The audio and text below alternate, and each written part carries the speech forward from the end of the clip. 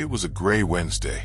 Not sad gray, just the kind where the air feels heavy and the sky forgets how to smile. I'd just turned 28, and that morning, while brushing my hair, I saw it, my first gray, right near the front. One single, shining strand like a piece of wire shouting, "Welcome to adulthood, loser." I yanked it out, held it up like a tiny ghost, and I said to myself, nope, not today. Later that afternoon, I took my usual shortcut home, the same back street I'd walked 100 times. But this time, there was a little setup I'd never seen before. Just a fold-up table between two parked cars. No umbrella, no branding, just glass bottles lined in a row like potion vials in a video game. They were filled with this thick, dark liquid that shimmered a little in the light. Behind the table sat this woman. Older, red hair piled high like she was late for a Halloween party, and giant sunglasses that covered half her face. She was just staring, but not in a creepy way. More like she was expecting me. "Looking for something that actually works?" she asked, before I even said a word. I paused. "Sorry, do I know you?" She just smiled and tapped one of the bottles. "This one's yours." The bottle had no name, just a scribbled I on the label and 3 words underneath: reveal, revive, replace. I laughed, half nervous. Sounds intense for hair dye. "No bleach, no fade, covers everything. First try," she said. Then she looked right at me and added, "Brings out your real color." $5. That's all she asked for. I don't know why I didn't walk away. I mean, the setup was shady, but something about the way she said it, like she was sure, like she'd done this before. So I paid her. The second the bottle touched my hand, I froze. It was cold, like fresh out of the fridge cold. But the air outside was warm, and the table had been in the sun. I turned to ask her about it, and she was gone. I swear, not walked away gone. Gone. Table, bottles, chair, nothing there. The parked cars hadn't moved, but everything else had vanished. I even walked back and forth a few times, thinking I'd imagined it, but I hadn't. I walked home gripping the bottle like it might vanish too. Maybe it was a pop-up stunt or something. Maybe I was on camera. But when I got home and held the bottle up to the bathroom light, I noticed something I hadn't seen before. There were little black dots floating in the liquid, moving. After the bottle disappeared later style, I told myself 2 things. 1, this was probably some weird pop-up stunt. 2, I was still going to use the dye because gray hair. I kept the bottle on the bathroom sink all evening, just staring at it like it was going to do a trick. Around midnight, I caved. I mean, I'd already paid for it, and honestly, I was curious, more than I was scared. I followed my usual routine, towel around the neck, gloves, old t-shirt I didn't care about. I opened the bottle and immediately flinched. It didn't smell like hair dye. It smelled like metal. Wet metal, like someone had soaked pennies in old tea. But I went ahead anyway. The liquid was thicker than normal dye. It moved slow, like syrup, and when it touched my scalp, it didn't sting. It felt cold. Not minty cold. Dead cold. Like it was trying to wake something up under my skin. I looked in the mirror. My roots were already turning black again. Rich, shiny black. No grays in sight. It was working. And fast. That should have been a red flag. I rinsed after 20 minutes, like I always do. But when I leaned over the sink, something weird happened. The water that washed off was pitch black, like ink. And it kept coming.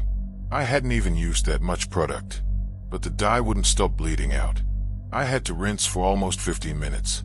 The water was cold. I don't mean lukewarm. I mean actually cold. Like it had just come out of a glacier.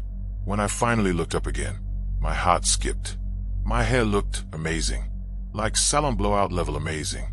Thick, smooth, shiny. Way too perfect for someone who hadn't touched a blow dryer. But then I noticed something else. There were these tiny black specks on the edge of the sink. Like little dead bugs. I leaned closer. They moved. I screamed and jumped back. One of them wriggled down the drain. I told myself it was just leftover dye reacting weird. That made sense, right? I wiped everything down, avoiding eye contact with the mirror the whole time. Then I went to bed. I didn't sleep well. Every time I closed my eyes, I felt like something was watching me. Not in the room, inside me, like under my skin. Around 3 a.m., I got up to pee. No lights on, just a dim bathroom glow. I passed by the mirror without looking, but then I stopped. My reflection wasn't facing me. It was turned slightly sideways, just enough to notice. I stared. It stayed back. Now we were in sync again, but only after I caught it cheating. I didn't scream. I just slowly backed out of the bathroom and shut the door. I slept with the lights on after that. I didn't touch the mirror again for a week. I avoided it like it owed me money. But even when I wasn't looking, I felt it watching. Like there was something in the reflection that was just waiting. The hair, still perfect, which should have been great, right? But it didn't stop growing. Every morning, it was longer. Not by much, maybe a centimeter or two. But I knew my hair, and this wasn't normal. I cut it. The next day, same length. I shaved the ends. Next morning, longer, healthier, like nothing happened. I even burned a strand with a lighter. It didn't catch fire. It curled, like it was hissing.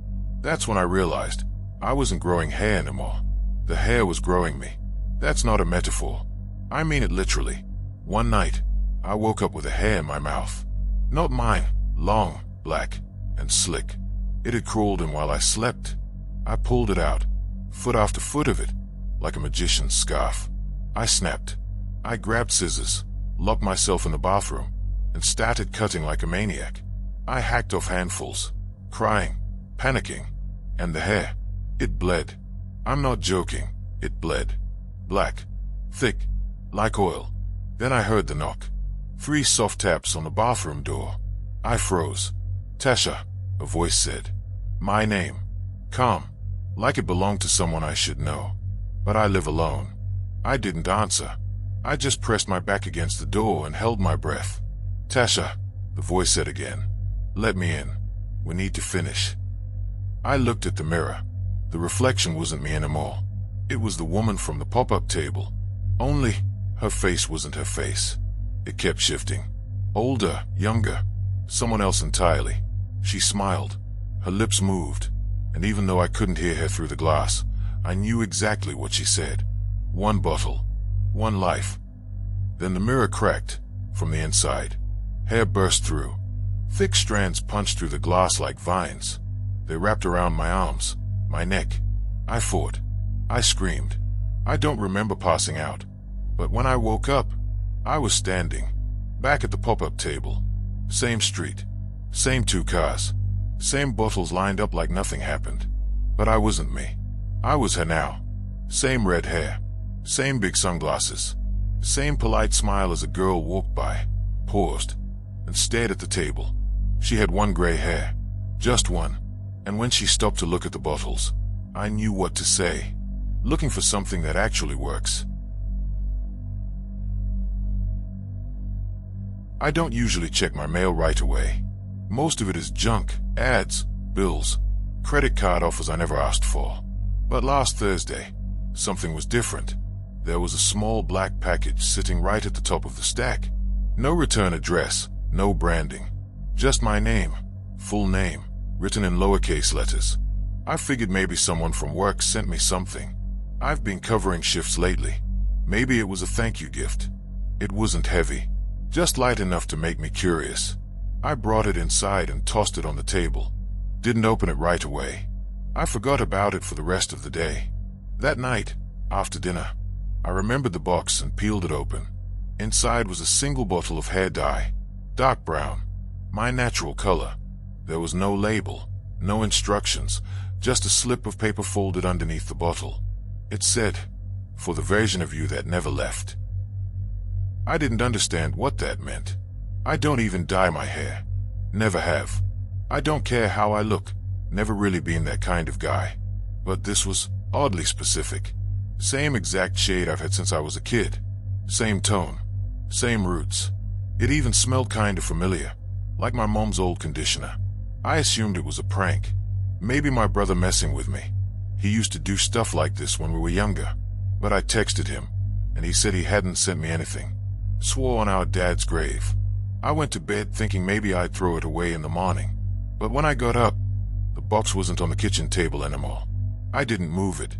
I checked the whole apartment. Bedroom, living room, even under the sink. Nothing. The box was just gone. I didn't dream it. I still had the torn packaging slip on the table.